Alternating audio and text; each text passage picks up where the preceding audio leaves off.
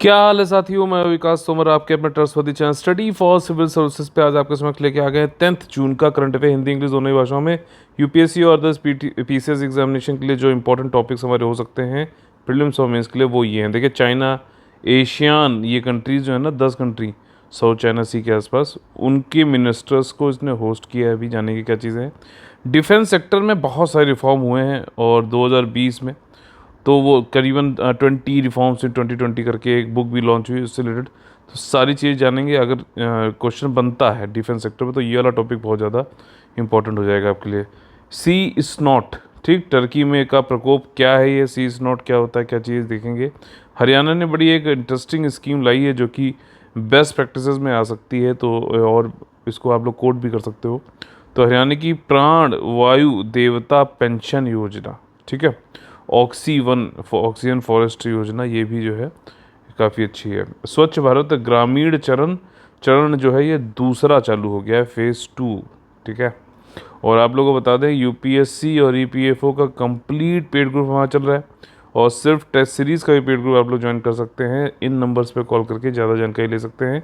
8564880530, 96960608 पर। अब देखो यहाँ पे क्या हुआ है खेल कि चाइना ने एशियन मिनिस्टर जो है उनको होस्ट किया। ठीक, चाइना ने होस्टेड किए आपके जो 10 एशियन कंट्रीज़ हैं। अच्छा, किसी को याद है, मैंने इसकी एक ट्रिक बताई थी याद करने की इन 10 देशों की।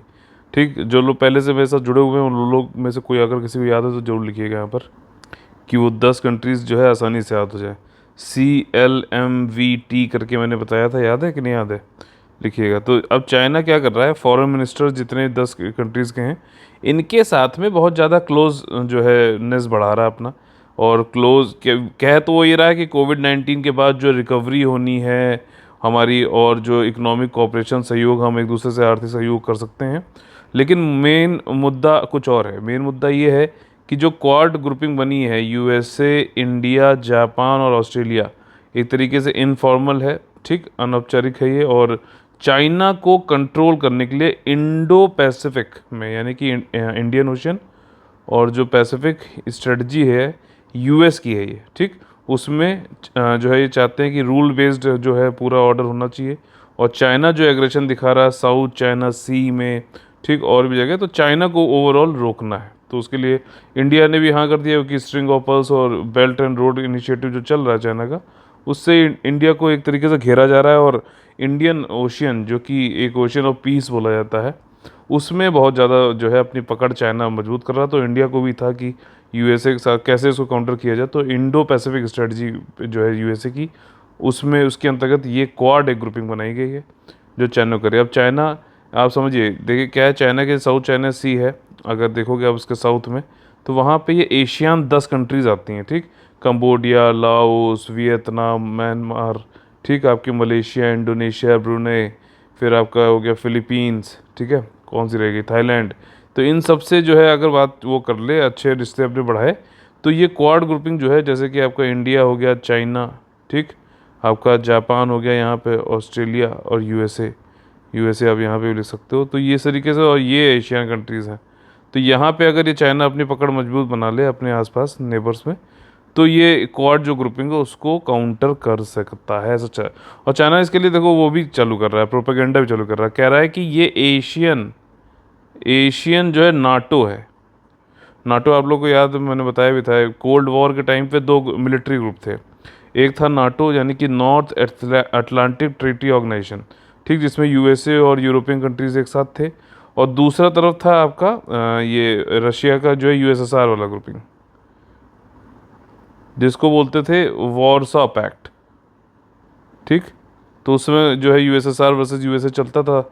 आमने सामने तो नहीं लड़ते थे, कोल्ड वॉर इसीलिए कहते थे, कोल्ड है, मतलब आमने सामने खुद नहीं लड़ते थे, लेकिन जो है किसी के थ्रू लड़ते थे, प्रॉक्सी करते थे। तो यहाँ पे क्या है, यहाँ पे इसने बोला कि एशियन नाटो है ये क्वाड जो बनाया जा रहा है, चाइना बोल रहा है ये, ठीक है ना। डायरेक्टली तो नहीं लड़ रहे हैं चाइना, यूएसए डायरेक्टली तो नहीं लड़ रहे हैं, लेकिन जो है प्रॉक्सी वॉर कर रहा है, कोशिश कर रहा है। तो ये पूरी जो है इसके से रिलेटेड जो है इस वाले जो ये अभी एशियन मिनिस्टर्स को होस्ट किया है, संदर्भ यही है कि क्वाड को रोका जाए, उसके काउंटर किया जाए। ये पूरी एनालिसिस है एक साथ, ठीक। और यही सब इसमें यहाँ पे बताया गया। 30 साल की जो है वो भी हो गई थी अभी जो पूरे हो गए, ठीक। एशियान नाटो बोला है, इंडो पैसिफिक स्ट्रेटजी जो यूएसए की उससे संबंधित है। एशियान के बारे में जाने तो 10 कंट्री हैं और इसका जो क्या है कि अंतर सरकारी जो कोऑपरेशन है, सहयोग है किस किस फील्ड में, आर्थिक, राजनीतिक, सुरक्षा, military, educational, social culture integration और जो है हो उनके मेंबर्स के बीच में। मेन जो यहाँ इसका उद्देश्य है एशियान का, वो है कि इकोनॉमिक ग्रोथ जो है काफ़ी तेज़ी से बढ़ानी है। और इकोनॉमिक ग्रोथ जब बढ़ेगी, आर्थिक व्यवस्था अच्छी होगी, तो सोशल प्रोग्रेस और कल्चरल सांस्कृतिक विकास भी हो जाएगा, ठीक। और ये एक तरीके का इकोनॉमिक यूनियन है। इकोनॉमिक यूनियन ये होता है कि एक कॉमन जो है कोई मतलब एक देश से दूसरे देश में जाएगा, जैसे कि वो है ना आपका यूरोपियन यूनियन, एक देश से दूसरे देश में जो है गुड्स ऐसे मूव करते हैं जैसे किसी एक देश में, जैसे किसी यूपी से बिहार, बिहार से ऐसे जा रहा हो, ठीक है ना। तो एक तरीके से जो है छोटे छोटे देश हैं, तो उन्होंने अपनी को बड़ा करने के लिए 10 ये ग्रुपिंग बना रखी है। मेन उद्देश्य इकोनॉमिक का है, फिर उससे सोशल और कल्चरल प्रोग्रेस हो जाए। और इसको मतलब शुरुआत में 5 ही कंट्रीज थे founding fathers, Indonesia, Malaysia, Philippines, Singapore और थाईलैंड। फिर बाद में 10 हो गए, जो अभी ये बताया मैंने, ठीक। अगला जो हमारा टॉपिक है वो है कि रक्षा मंत्रालय में किए गए हालिया सुधार। रक्षा सेक्टर बोलेंगे यहाँ पे, डिफेंस सेक्टर में। तो देखिए अभी ये बुकलेट लॉन्च करी राजनाथ सिंह जी ने। क्या है, ई बुकलेट है ये, 20 रिफॉर्म्स इन 2020, ठीक। और इसकी वजह से जो है काफ़ी मतलब भयंकर रिफॉर्म किए गए हैं। सारी चीज़ें इसमें यहाँ पे बताई जाएंगी, सारी चीज़ें। अगर एग्ज़ाम में जीएस पेपर 3 में क्वेश्चन पूछता है डिफेंस से, क्योंकि डिफेंस से इधर डायरेक्टली कोई क्वेश्चन पूछा नहीं गया है, तो ये काफ़ी इंपॉर्टेंट टॉपिक है उससे रिलेटेड। देखिए यहाँ पे कंपाइलेशन है, ब्रीफ ओवरव्यू दिया गया इस वाली बुकलेट में। डिफेंस रिफॉर्म कैसे कैसे हुआ है, काफ़ी आधुनिकरण भी हुआ है, और जो है ग्रेटर कोहेजन भी हो चुका है आर्म फोर्सेस का। जैसे एक चीफ ऑफ डिफेंस स्टाफ वाली पोस्ट आई ना, तो उससे क्या हुआ कि आर्मी का, नेवी का, एयरफोर्स का जो है कॉमन एक पोस्ट हो गई। तो इससे जो है इंटर ऑपरेशन कोई करना है, इंटर ऑपरेबिलिटी जो है इसकी अच्छी हो जाती है, ठीक। तो अगर मतलब इसको अगर समझना है ना सीडीएस वाले को, तो आप लोगों ने, मेरे ख्याल से ज़्यादातर लोगों ने बॉर्डर पिक्चर जरूर देखी होगी। बॉर्डर पिक्चर में क्या होता है कि वो आर्मी तो ज़मीन पे लड़ रही होती है बॉर्डर पे, ठीक। लेकिन उनको जो है वो लोग काफ़ी कम होते हैं, और उनका जो एक होता है ना कि जैसे जो एक समन्वय बैठना चाहिए, कोऑर्डिनेशन बैठना चाहिए, एयरफोर्स के साथ तो वो नहीं बैठ पाते। और एयरफोर्स को ये इजाज़त मिलती है कि वो सुबह 6 बजे से, मतलब सुबह जब होगा तभी वो एयरफोर्स वाले आ पाएंगे उनकी मदद के लिए। तो इस तरीके की जो है मिसमैच ना हो, सब लोग एक सिंक्रोनाइज उसमें करें, बात करें, ठीक, काम करें। जहाँ पे जिसकी ज़्यादा ज़रूरत है उसको तुरंत जो है सपोर्ट मिले, एक दूसरे को कॉम्प्लीमेंट सप्लीमेंट करें। तो उसके लिए चीफ ऑफ डिफेंस स्टाफ बनाया गया है, ताकि दक्षता और जो है टेक्नोलॉजी का यूज़ करते हुए ज़्यादा से ज़्यादा जो है बेहतर रिजल्ट आ सके, ठीक। तो ये सारी चीज़ें चीफ, अब देखो इसमें इन्होंने बताए हैं, चीफ ऑफ डिफेंस स्टाफ और modern of department of military affairs, ये 2 चीज़ें बताई। सीडीएस तो मैंने आपको समझा दिया अभी। इससे दक्षता और कोऑर्डिनेशन जो है, समन्वय काफ़ी अच्छा बढ़ गया है। और जो आपका ये डीएमए बनाया गया है, क्या है, डिपार्टमेंट ऑफ मिलिट्री अफेयर्स, इसका काम है कि जो सिविल और मिलिट्री इंटीग्रेशन अच्छे से अच्छा हो जाए, ठीक। नागरिक और सैन्य जो एकीकरण है सुनिश्चित करे। आत्मनिर्भरता भी जो है डिफेंस में बढ़ाएगी। जैसे अभी हम लोग ने कुछ दिन पहले पढ़ा भी था, 101 तो पहले थी निगेटिव लिस्ट, ठीक, कि हम ये वाले जो प्रोडक्ट हैं वो इंडिया में ही स्वदेशी जो कंपनियां उन्हीं से ही खरीदेंगे, इंडिया में मैन्युफैक्चर होंगी। और इसके साथ ही साथ डिफेंस एक्विजिशन प्रोसीजर्स भी जो है चेंज किया गया, नया लाया गया सितंबर 2020 में। बजट भी जो है बढ़ा दिया गया, इंडिजिनियसली डिफेंस इक्विपमेंट को ही खरीदेंगे, उसके लिए 52,000 करोड़ रुपए का बजट किया गया है।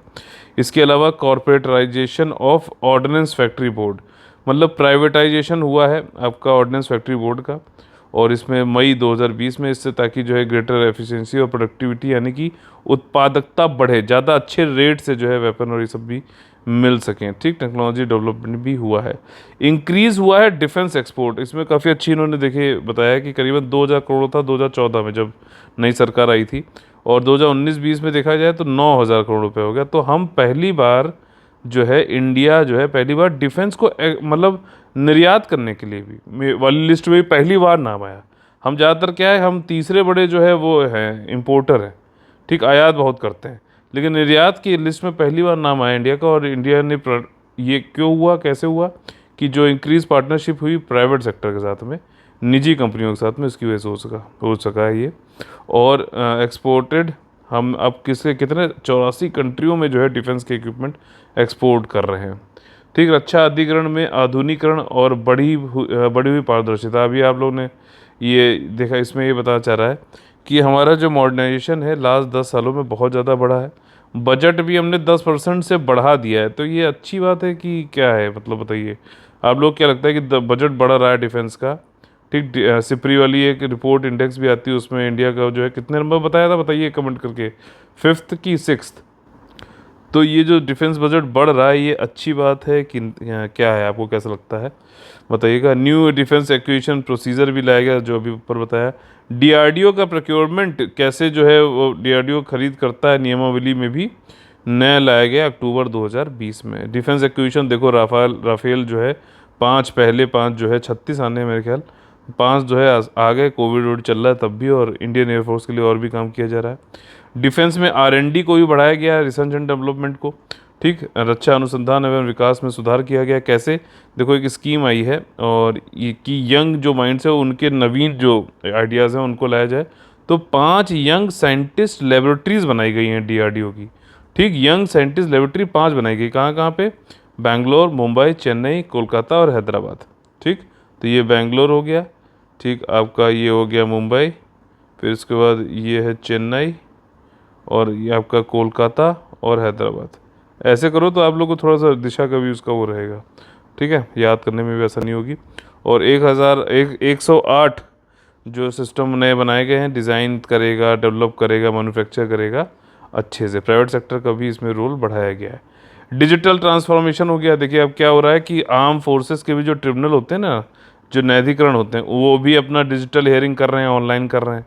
साथ ही साथ जो सेवरल ऑर्गेनाइजेशन है मिनिस्ट्री ऑफ डिफेंस के, वो डिजिटल हो गए हैं। ठीक, डायरेक्टर जनरल क्वालिटी एश्योरेंस ने भी जो है अपना प्री डिलीवरी ऑनलाइन इंस्पेक्शन कर दिया गया है। ऑनलाइन इंस्पेक्शन मतलब कोई चीज़ आती है तो डिलीवरी से पहले उसका ऑनलाइन इंस्पेक्शन हो जाता है कि ऐसा तो नहीं हमारी सुरक्षा को ये किसी तरीके से वो करेगा। ठीक, आगे देखिए कितनी सारी चीज़ें एक साथ हैं इसी में। तो डिफेंस का तो आपका काम हो गया। Strengthening border infrastructure, border road organisation को जो है उसका उसके जो कार्य करने की प्रणाली है, जो वर्क फ्लो है, उस सब में रिफॉर्म लाया गया ताकि वो अपने जो टारगेट है, मान लीजिए कोई 2022 में ही कंप्लीट होना है तो वो 2028 ना हो, 2022 है उससे पहले ही हो जाए। ठीक, और इन्होंने वर्ल्ड लार्जेस्ट अभी अटल टनल बनाई है, लॉन्गेस्ट, वर्ल्ड की लॉन्गेस्ट अटल टनल अभी बनाई है 10,000 फीट पर, रोहतांग और ले मनाली हाईवे पर। ठीक, मोदी जी ने इसका जो है अनावरण भी किया था आपका अक्टूबर 2020 में। स्त्री शक्ति को भी आर्म फोर्स में बढ़ाया गया ना। 2020 में देखो तो मिनिस्ट्री ऑफ डिफेंस ने कई सारा पार्टिसिपेशन वीमेंस का बढ़ाया आर्म फोर्सेस में। जैसे कि इंडियन आर्मी ने 10 स्ट्रीम खोल दी हैं परमानेंट कमीशन के लिए, शॉर्ट सर्विस कमीशन और की जगह परमानेंट कमीशन। ठीक, मतलब जो नौकरियां मिलती थी पहले, क्या होता था 6-7 साल के लिए रहता था, फिर उनको जो है उससे ज़्यादा नहीं रहता था, तो ये इसको शॉर्ट सर्विस कमीशन कहते थे। परमानेंट कमीशन में वैसे ही हो गया कि आप रहेंगे तो जब तक 60 साल या जो भी रिटायरमेंट किए जाए तब तक रहेंगे आराम से। ठीक, वुमेन ऑफिसर्स इंडियन नेवी में भी आई हैं, एयरफोर्स में भी आई हैं। ये ऑल सैनिक स्कूल्स जो हैं अब वो गर्ल्स स्टूडेंट्स के लिए भी जो है खोल दिए गए हैं 2020-21 से। एनसीसी के जो कैडेट्स होते हैं ना, नेशनल कैडेट कॉर्प्स, बचपन में जो किया होगा आप लोगों ने, अब उसको रिमोट लोकेशंस पे भी जो है चालू कर दिया गया है। और ये 2020 15 अगस्त की जो हुई थी इंडिपेंडेंस स्पीच, उसमें बोला गया था। और 1075 स्कूल कॉलेजेस बॉर्डर और कोस्टल एरियाज़ में आइडेंटिफाई किए गए हैं। एनरोलमेंट बिगिन हो गया है 2020 से, नवंबर से। और एनसीसी कैडेट को जो सेंट्रल सीएपीएफ का जो एग्ज़ाम होता है ना, उसमें वरीयता दी जाएगी, ये भी बात कही गई है। ठीक, टू सिविल एडमिनिस्ट्रेशन ड्यूरिंग कोविड-19 के टाइम पे जो सिविल एडमिनिस्ट्रेशन है, ठीक, नागरिक प्रशासन है, उसको भी सहायता दी गई है। आर्म फोर्सेस मेडिकल सर्विसेज जो है इमरजेंसी सपोर्ट दे रहे हैं कि सभी जितने डॉक्टर हेल्थ प्रोफेशनल सब लोग जो है कई सारी लोकेशन में जाके कंट्री के हेल्प कर रहे हैं। ठीक, मिनिस्ट्री ऑफ डिफेंस और आर्म फोर्सेस ने मोबिलाइज किए resources to aid the civil administration, मतलब कि जो नागरिक हैं, जो एडमिनिस्ट्रेशन हॉस्पिटल जो चल रहा था उसमें डिफेंस वाले जो डॉक्टर होते हैं ना, वो भी जाके मदद कर रहे हैं, ये कहने की बात है। अगला जो हमारा टॉपिक है, इसको मैंने जो है उस पर पोल में दिया भी था, क्वेश्चन में आप लोग से पूछा भी था कि सी स्नॉट जो है एक आउटब्रेक हो गया है टर्की में, ये क्या चीज़ है। देखिए टर्की जो है आपका का सी ऑफ मार्मरा जो है ये जोड़ता है आपका ब्लैक सी पश्चिम में, और ब्लैक सी आपका ये हो गया, फिर ये सी ऑफ मार्मरा आ गया, फिर ये एजियन सी। ठीक, इसको मैंने जो है वीडियो बना के जो है आप लोग को पूछा भी था, याद हो गया था कि नहीं हुआ था। और इसमें दो जो है जलडमरू मध्य भी होते हैं, यानी कि स्ट्रेट भी होते हैं, उनके नाम जिन्होंने वहाँ नहीं देखा वो यहाँ पे इसको मैपिंग देख के यहाँ पे कमेंट कर सकते हैं। अब देखिए सी स्नॉट क्या होता है, ये एक तरीके का स्लज है, ठीक, चिपचिपा पदार्थ टाइप का होता है।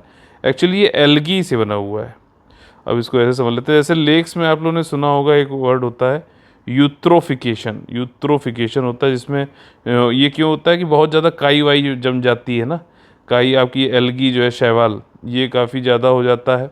और क्यों ज़्यादा हो जाता है लेक में, क्योंकि उसमें जो है आपके ये छोटे छोटे समझ लो कि आपके ये वो हैं आपका छोटा पेड़ टाइप, पेड़ का बिल्कुल वो फाइटोप्लैंक्टन्स होते हैं सब। ठीक, तो उसके हरे हरे नहीं आपने देखा होगा लेक में हो जाता है, वैसे ये स्लज हो गया है यहाँ पर सी ऑफ मरमरा में। और ये एक्चुअली जो है नाइट्रोजन और पोटेशियम जैसे से जैसे डोमेस्टिक हम लोग जो है सोडियम ये और ये सब यूज़ करते हैं ना आपका वॉशिंग पाउडर और ये सब इंडस्ट्री में, तो उसमें पोटेशियम पोटेशियम वैसे भी हम लोग एनपीके में यूज़ करते हैं कि नहीं करते हैं अपने फसल वसल उगाने के लिए। ठीक, तो पोटेशियम हो गया, नाइट्रोजन हो गया, तो ये सब जो है जब ये पानी में जाने लगता है डोमेस्टिक यूज़ की वजह से, इंडस्ट्रियल यूज़ की वजह से, एग्रीकल्चर की वजह से, तो उसमें क्या होता है कि इनको जो है बल मिलता है। ठीक, और एल्गी वेल्गी जो है ज़्यादा तेज़ी से बढ़ने लगते हैं, बहुत ज़्यादा, और ये पूरा जो है वो एकदम वो बहुत थिक हो जाते हैं, तो वहीं स्लज बन गया है जो कि सी ऑफ मरमरा में जो है नाच रहा है। और इसकी वजह से कई सारी प्रॉब्लम्स होने की बात है। एक तो एक्वेटिक जो इकोसिस्टम है, ठीक, फिशेस हो गए, उनको दिक्कत है, लोगों की लाइवलीहुड भी जा रही है। क्यों? क्योंकि जाल जो फिशर्समैन हैं, जो मछुआरे हैं, उनको जो है मछली, एक तो उनका जाल टूट जा रहा है, फट जा रहा है, इतना ज़्यादा ये थिक हो जाने की वजह से, ये दूसरा मछली भी भाग जा रही हैं। तो मुझे तो ये सही लगा कि चलो मछली की जान बच रही, वो देख लेती हैं दूर से ही काला काला हो गया है जाल, तो भाग लेती हैं वहाँ से। और दूसरा ये है कि वाटर पोल्यूशन भी है, एक रिपोर्ट में भी कहा गया है कि हो सकता है कि इससे टाइफाइड और इस तरीके कॉलरा वॉलरा वाले जो है वो भी फैल सकते हैं। वाटर पोल्यूशन तो हो ही रहा है। ठीक, अच्छा, ये होने का एक तो ये वाला इंडस्ट्रियल वेस्ट आ रहा है, डोमेस्टिक वेस्ट आ रहा है, ये बोला गया है। दूसरा एल्गी जो है जब ग्लोबल वार्मिंग हो रही है, क्लाइमेट चेंज हो रहा है, जिसकी वजह से जो पानी है वो भी वार्म होता जा रहा है। ठीक, वार्म पानी में ज़्यादा वो हो जाता है और तेज़ी से बढ़ता है। तो एक तो ये इनको मिल रहा है, यहाँ से न्यूट्रिशन मिल रहा है, और दूसरा वार्म पानी, इसकी वजह से ये काफ़ी तेज़ी से बढ़ा है स्लज। ठीक, ये पहले भी हुआ था लेकिन अब ये काफ़ी तेज हो गया। पहले जब हुआ था तो ग्रीस के पास देखा गया था, इसी सी ऑफ बर्बरा में, लेकिन अभी ये centre of C of Barbara में देखा गया। टर्की ने इससे संबंधित कुछ जो है वो भी लिए हैं, कदम भी लिए हैं, बट अभी तो ये काफ़ी प्रॉब्लम जटिल हो चुकी है। ठीक, ये मरीन मुसलेज है, वहीं लसदार पदार्थ होता है, लसा रहता है, और ये वाटर पोल्यूशन भी है, ग्लोबल वार्मिंग और वार्म वेदर, ठीक है ना, और न्यूट्रिएंट जो ओवरलोड हो गया, जो मैंने बताया यूट्रोफिकेशन जो है उसकी वजह से ओवर प्रोडक्शन हो जाता है फाइटोप्लैंक्टन का।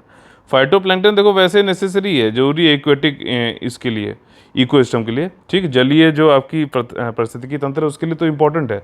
क्यों? क्योंकि फूड वेब जो होता है एक्वेटिक उसमें एनवायरनमेंट में, उसका सबसे पहले तो यही है, जैसे धरती आपका ज़मीन पे ग्रास होती है ना, फिर उसको जो है प्राइमरी कंज्यूमर खाता है, फिर उसके बाद जो है सेकेंडरी कंज्यूमर, तो वैसे ही जो है फिश जो है सबसे पहले इसी खाती हैं, जो हार्बीवोरस टाइप की फ़िश है। फिर इसको जो है फिर और फिश और बड़ी बड़ी फ़िश खाती चली जाती हैं, तो वो फूड वेब के लिए इंपॉर्टेंट है। लेकिन इतना ज़्यादा हो जाए कि वो वहीं वहीं रह जाए बाकी। और हाँ, एक चीज़ और भी है, ये जो है ऊपर का पूरी सतह को जो है ढक लेगा, तो नीचे जो है वो जो फिशेज हैं उनको जो है सनलाइट नहीं पहुंचेगी। दूसरा जो है जितना ज़्यादा बढ़ता है उतना बीओडी जो होता है, ऑक्सीजन जो डिजॉल्व होती है वो भी कम होती चली जाती है। ठीक, तो काफ़ी दिक्कत करता है, ये स्लाइमी है, और डंपिंग सीवेज और ये सब की वजह से हो रहा है ये।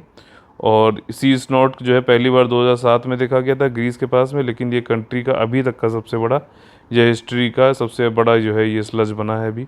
सी स्नॉट बोल रहे हैं, इसकी क्राइसिस काफ़ी ज़्यादा है, और इसमें जो है आपका मास डेथ हो सकती है फिशेस की, कोरल और मूंगा पत्थर और इन सबके जो है नुकसान हुआ है।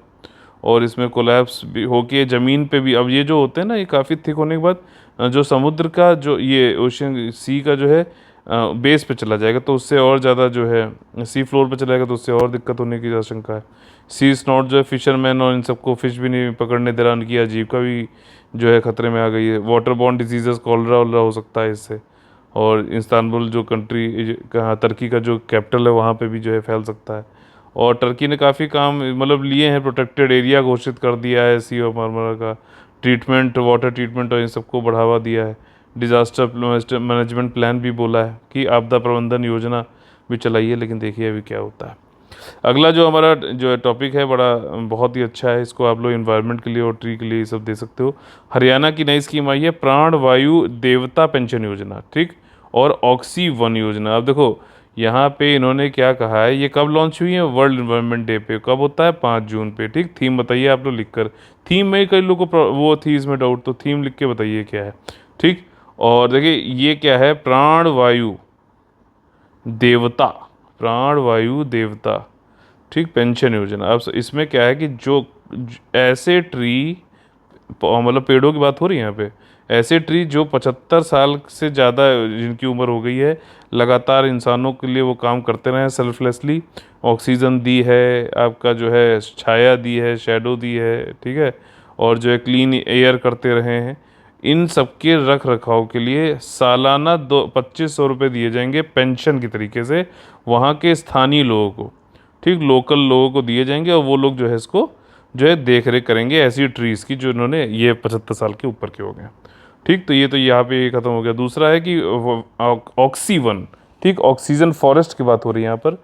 ये क्या है कि आपका ऐसी जगहें जो है पूरे हरियाणा के इन्होंने कहा है जितना भी भूभाग है, जितना भी एरिया है उसका 10% हम जो है 5 एकड़ से 100 एकड़ के बीच में जगहें देखेंगे और वहाँ पे जो है 3 करोड़ पेड़ लगाएंगे, और ये मतलब एक तरीके से लंग्स बनाएंगे जो इतना ज़्यादा जो है कोविड के टाइम पे ऑक्सीजन की कमी रही है हमने देखा, और तो हमें इसका अहमियत का एहसास पता चला कि पेड़ों का, और जो क्लाइमेट चेंज हो रहा है, ग्लोबल वार्मिंग हो रही है, ठीक, क्लाइमेट चेंज हो रहा है, इन सबसे निपटने के लिए हम ये हरियाणा में इस तरीके करेंगे। इंडस्ट्रियल वेस्ट पोल्यूशन हो रहा है, एयर पोल्यूशन हो रहा है, और अर्बन हीट आइलैंड बन गया, ये बहुत ही ज़्यादा इंपॉर्टेंट है।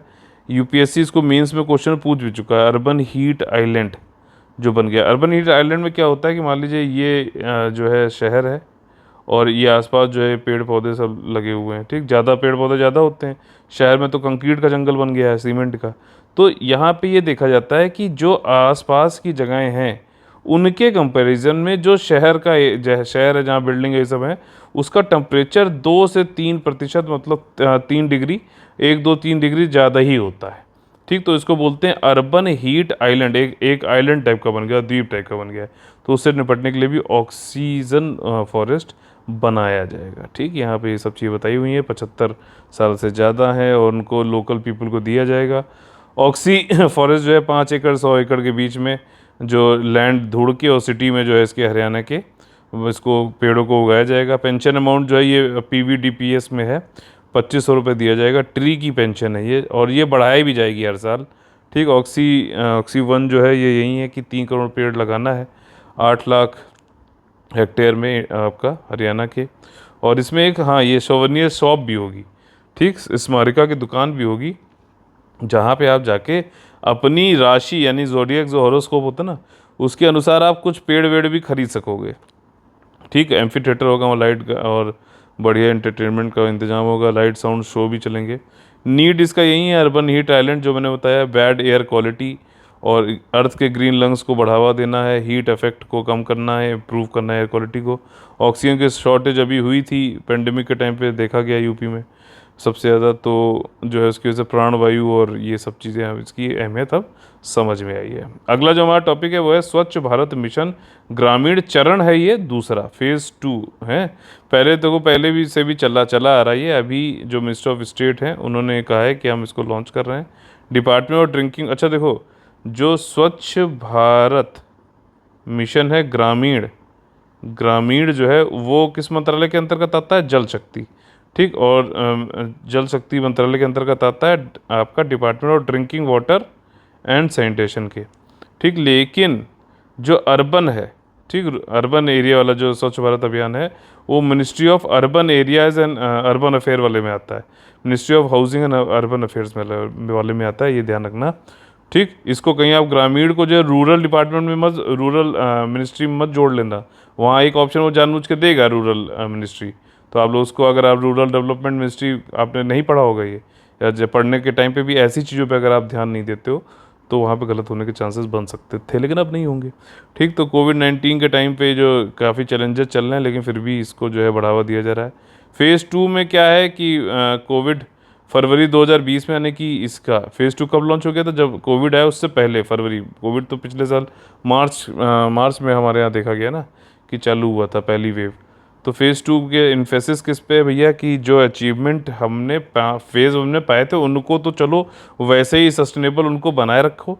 साथ ही साथ पहले वाले में क्या था, आपका सॉलिड वेस्ट मैनेजमेंट था और जो है टॉयलेट्स वॉयलेट्स ये सब बनाने में था। अब की बार क्या है, सॉलिड लिक्विड और साथ ही साथ प्लास्टिक वेस्ट मैनेजमेंट पे भी जोर है हमारा रूरल इंडिया पे। ठीक है, फंडिंग जो है 90 और 10 का वो रहेगा सेंटर और स्टेट के बीच में, north eastern state, Himalayan states में, यूटी में, ऑफ जम्मू कश्मीर का 60-40 रहेगा और 100% रहेगा जो सिर्फ यूटीज़ हैं। ठीक है, तो यूटी और जम्मू कश्मीर में क्या होगा, 90-10 रहेगा, और बाकी अदर स्टेट्स के लिए हिमालय और इन सबको छोड़ के 60-40 है, और 100% बाकी यूटीज़ के लिए है। ठीक है, आपका ग्रामीण 2 जो है इसके लिए काफ़ी, यार देख रहे हो 2020-21 से लेकर 2024-25 तक 1,40,881 करोड़ रुपए मतलब दिया जाएगा।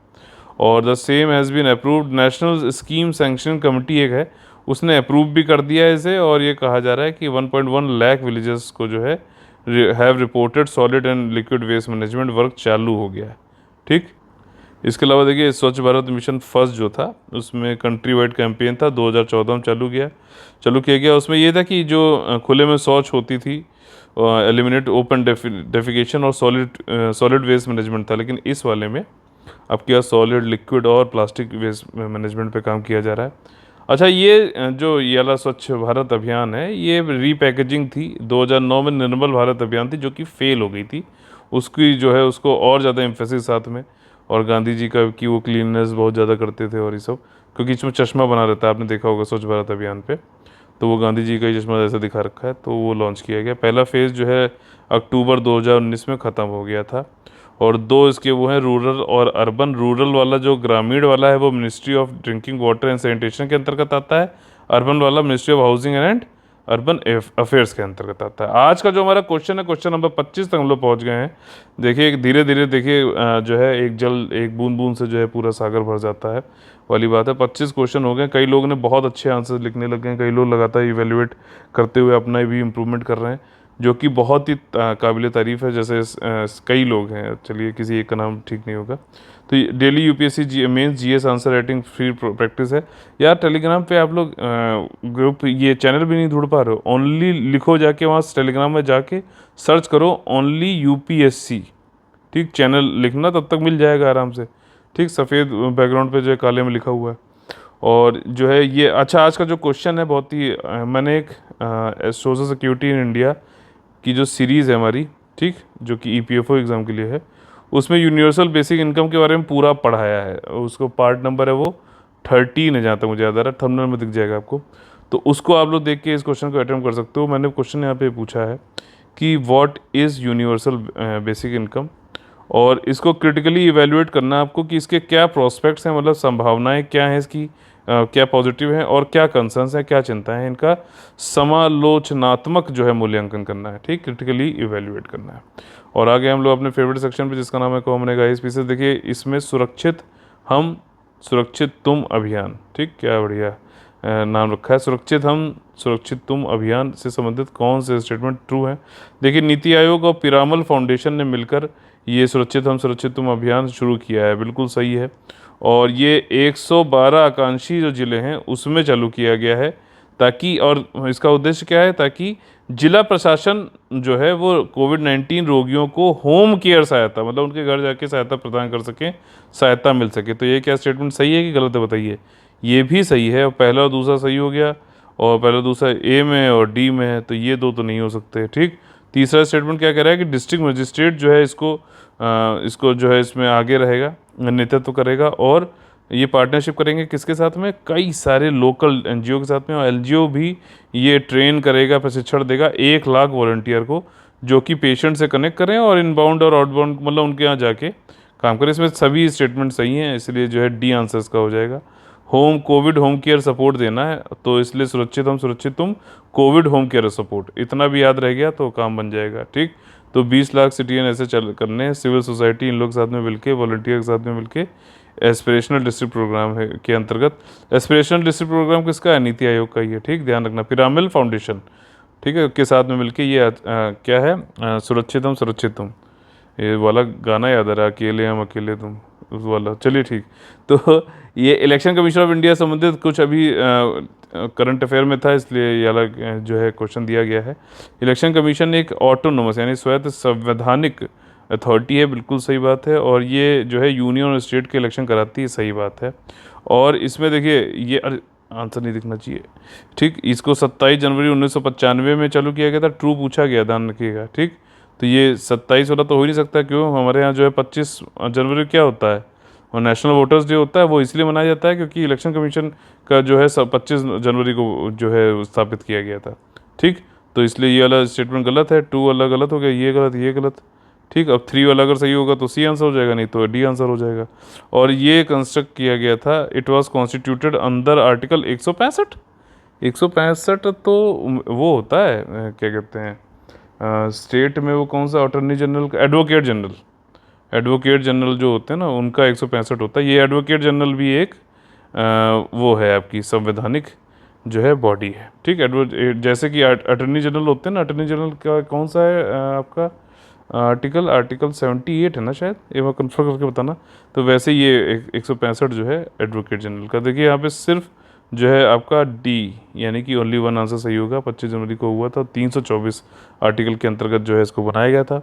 अभी अनूप चंद्र पांडे जी नए आ गए इलेक्शन कमिश्नर, इसलिए जो है ये न्यूज़ में था। और 2024 तक ये रहेंगे, 3 साल का इनका जो है अभी टर्म है। इलेक्शन कमीशन जो है अब इसकी फुल स्ट्रेंथ आ गई है। पहले जो है जो 3 मेंबर्स की होती है, एक होता है चीफ इलेक्शन कमिश्नर और 2 जो है चीफ इलेक्शन कमिश्नर होते हैं। तो सुशील चंद्र और आपका राजीव कुमार और जो 2 लोग हैं। ठीक, तो इसी साथ में हम लोग का आज का सेशन खत्म होता है।